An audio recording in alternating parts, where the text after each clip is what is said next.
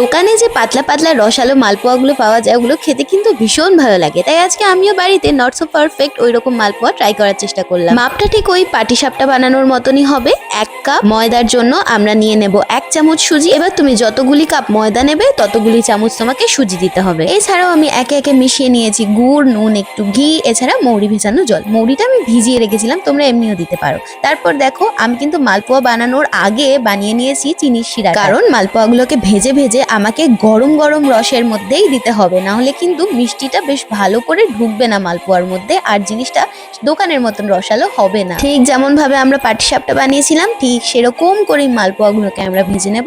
তবে হ্যাঁ, মালপোয়াগুলো একটু মোটা হবে, একটু মোটা।